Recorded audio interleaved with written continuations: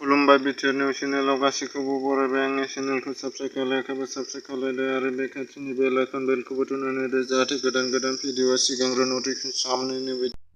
मिरु दुलाराय बर' फरायसा आफादनि बिथोन बायदियै आबाद आरो गुन गोनां सोलोंथाइ मावथांखिजों लोब्बा लाखिनानै मैया चिरां जिल्लानि बिजनी दख'रा एबसुनि बेन्दोङाव थानाय बर' बाजार दालाइ एबसु बानजायनायाव दालाइ आफादनि बेन्दोङाव थानाय फोरमायसालि गुदि फरायसालि आरो कमारसालि गुदि फरायसालिखौ साखोन सिखोन खालामदों।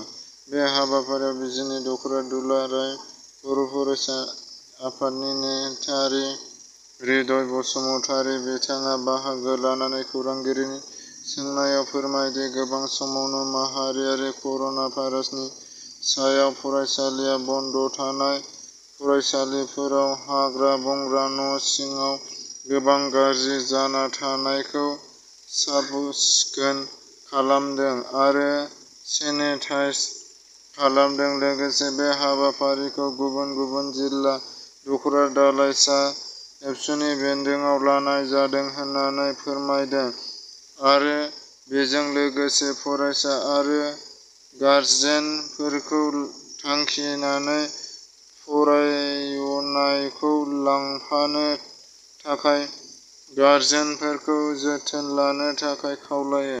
बिटिआर गोरोबथा जायनि उनाव माखासे दफाफोरखौ मावफुं सामलायनो मोनै समावनो एनडिएफबि नि सोद्रोमाफोरा आखायाव हाथियार लानानै हाग्रायाव थांफिननाय थारैनो जोबोद दुखुनांथाव होननानै फोरमायदों। आसामनि एजिपि हिरेन चन्द्र नाथआ बुंदों बे बाथ्राखौ।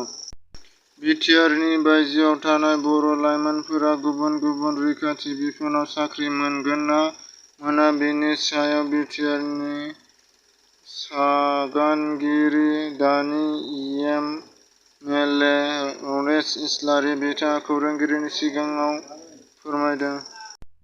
थाबैनो बारग' एनडिएफबिफोरनो स्किल डेभेलपमेन्टनि थाखाय 400 आरो 400 ग्रुप खालामना फोरोंथाय होनांगौ बे बाथ्राखौ बुंदों रनजित बसुमतारी।